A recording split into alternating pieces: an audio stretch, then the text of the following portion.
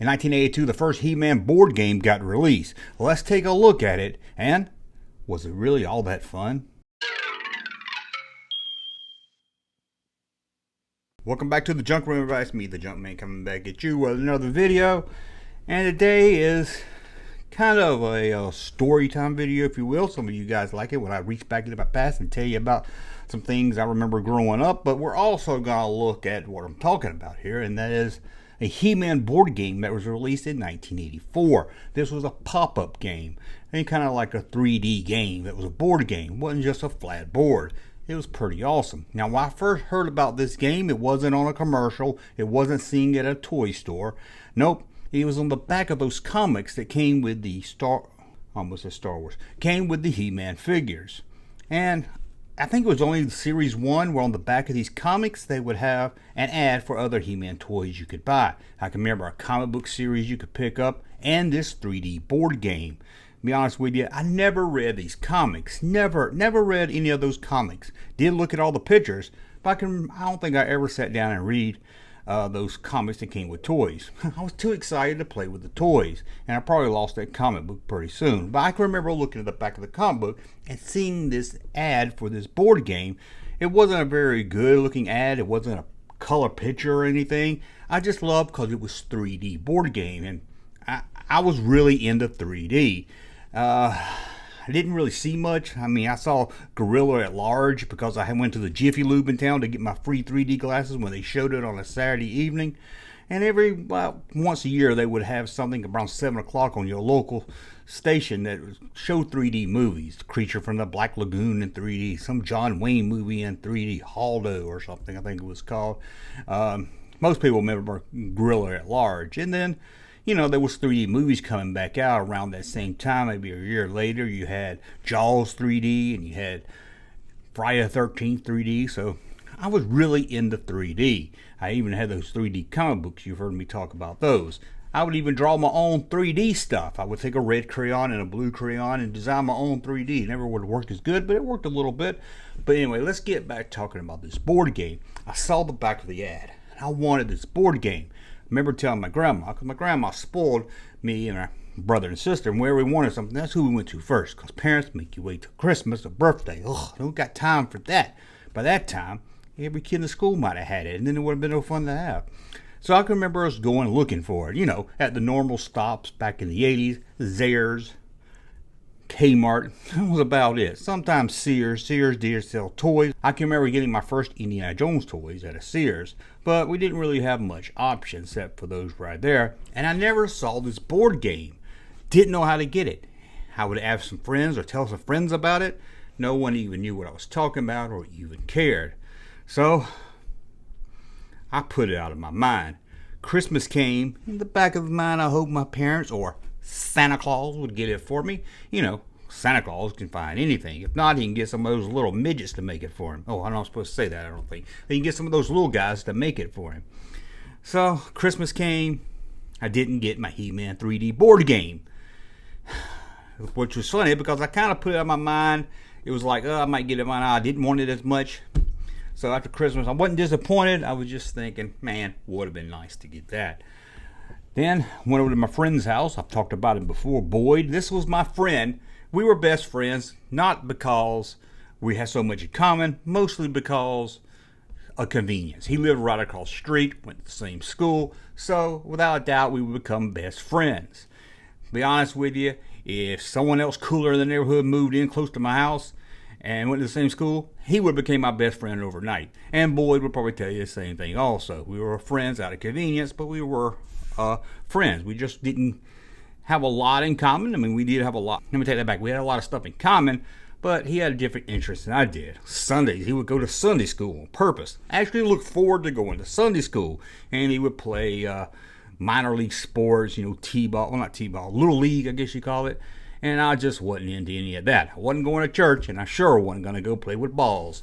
So I went to his house. It's the day of Christmas, and well, that's where we talk about what all we got, show off and everything. And we exchanged, you know, we talked about what we got, what we liked. And then I come to find out Boyd got the 3D pop-up game. This is the game I wanted. This was awesome. I couldn't believe it. So I bugged him. I said, let's play the game. And he's like, nah, I got to go to my family's. We're going to do something with my grandma's house.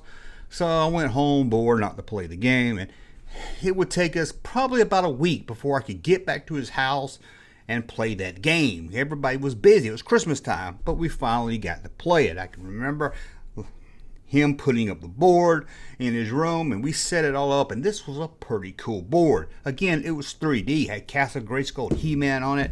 It was very awesome. Now, I'll be honest with you, playing the game, it wasn't really anything special. It was like Candyland or Chutes and Ladders. It was just a generic game. In fact, the company that made this, West End Publishers, who were famous for making the Golden Books, remember those? They made a couple other games in this 3D format. They did a Roadrunner, and they also did a Mickey Mouse game. It's just a generic game. And I think they said for ages 8 to 12, but honestly, it seemed more like 6 to 8. It seemed even at us at this time, we were a little old to be playing with this game, as we were right around the age of 10.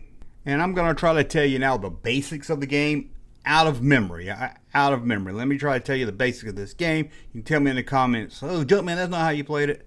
Just humor me and let me try to remember how to play this. For I remember you had your little plastic piece. It wasn't like anybody from He-Man. It was just your generic game piece. Blue, red, maybe yellow. You would move your piece around the board by flicking the spinner wheel. And there was places on the board that would tell you to go back one spot. Or Skeletor tells you to go one spot. Something like that. I remember Skeletor and Beastman were the keeper of the volcanoes or guards of the volcanoes or something like that. And I can remember somewhere around the volcano was these pits a player could fall into, which would just send them back a couple of spots on the board. And the object of the game was to be the first one to reach Castle Grayskull. That's how you win if you reach Castle Grayskull. And I can remember that spinner. Remember those didn't use dice? It had a little spinner you had to flick. I remember this one. It had a big cardboard cutout attached to it of He-Man. And I can remember thinking, that doesn't look like He-Man. Because back at this time, if it didn't look like it was from the cartoon, it was just odd to me because it didn't look like the cartoon. But I come to find out years later that the art on this was actually based more on the prototype of the He-Man figures than the cartoon or the He-Man figures that hit stores. So there we were on this shag carpet playing this game, thumping that spinner wheel, watch it spin around, and I was loving it because I just loved the look of this game. It was in 3D. Again, it was in 3D. I can remember a cardboard cutout of Skeletor that was placed on the side of the path, set up like some crazy billboard on the side of the road. 8 more miles to Skeletor land. There was also a cardboard cutout on the side of the path of Beastman, and it looked really odd. It looks like he was screaming out to you, turn back now. And I can remember it looked like his hands was up like this, but I think it was just his part of his costume. I think he had some like bones coming up out of his shoulder, and to me it looked like he was doing this, turn back now. The same He-Man that was connected to the spinner board was also on the board itself, and had a big Hulk above him. I guess it was that Hulk that the sorceress turned into. Also on the board was a cardboard cutout of volcanoes, and I think some pop-up trees. And in the very back was Castle Grayskull. And this is how you know you win the game, because you had to get your piece into the mouth of Castle Grayskull, or I guess the door of Castle Grayskull first, to win the game. So I can remember us playing with this game. I can't remember who won. I can only remember playing it one time. But I can remember after playing it, wanting to see this game again, just wanting to look at it because of the 3D of it. I just never seen a 3D board game at this time. It was awesome. And I can remember bugging Boy a couple times, hey, let's play He-Man again. And I think Boy knew, hey, we're a little too old for this game. It's stupid. It's just a generic, cheap game. It looks like a cash grab. Well, hey, let's just take this 3D stuff and throw He-Man's name on it. It's real popular. It wasn't really, again, it said 8 to 12, and it should have been more 6 to 8. But I can remember also saying, hey, I got my cousin coming down. We're going to play. I told him my cousin was like 7, 8 years old, but really I only had one cousin. He was probably 2 years older than me, and I rarely did see him, although we lived in the same town. He wasn't coming over. I just wanted to get this board game at my house so I could take a closer look to it, because I knew my parents, Santa Claus, or my grandma was never going to get it for me because we never did see it anywhere. And by this time, it was too late to get it. I kind of moved on. There was other things I wanted more, but I wanted to see this game in closer detail. So I took the game home in the box and everything. I can remember getting to my house, setting it up. Not only did I set it up, I stood some of my figures around the board and kind of used it as a playset mat for my He-Man action figures. And here's something I don't think I've ever told anyone. I never returned it. And I knew when I borrowed it, I probably never would return it. I can remember playing with it and thinking, hey, boy, don't ask for this thing back. He's not getting it back. He's going to have to say, hey, where's my board game? Where's my pop-up He-Man game? He never asked. I never volunteered to return it. Now, some people might say that's stealing, that I stole this game from Boyd, my best friend at the time. I like to say it was given to me. If he let me take it home and he didn't ask for it back, then I don't know if I can say that's stealing. Is that stealing? But I can remember playing this game, and it was a lot of fun. And to be honest with you, I remember us playing this game, and I kind of forgot all about the game till recently. I started looking around. I was like, oh yeah, that's that game that I borrowed from my friend and never gave back. What happened to it? I don't know. It's like many of the toys we have, they just disappear over time. We're like, I can't imagine I would throw it away. Maybe our parents threw it away. We don't know what happened. It's one of those things, like a lot of us have, that just disappears. But I was curious if you guys ever played the He-Man 3D board game, or pop-up game, I guess it was technically called. Again, it wasn't a lot of fun. It just really looked really cool. Now you can pick this board game up or pop-up game today for about $60 to $80.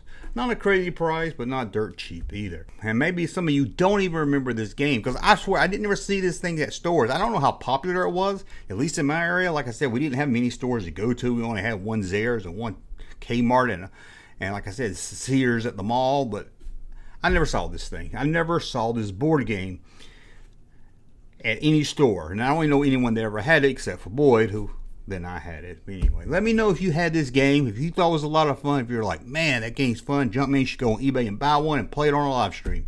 Well, that's it. That's the story of the He-Man board game, my memories of it, and a look at the game. I can't wait to go on Google after this video and pull some pictures up so I can take some close look at this thing and see it's even how I remember it in my mind. It's probably not. Anyway, I want to thank you for watching. Let me know what you think about this board game in the comments below and some of your memories of it, if you had it, and whatever else you want to tell me in the comments below. And as always, thumbs up, like my content, subscribe to the channel. We'll talk again soon. Hey, Junkman channel popping though. Thank you, sir, for that unsolicited testimony.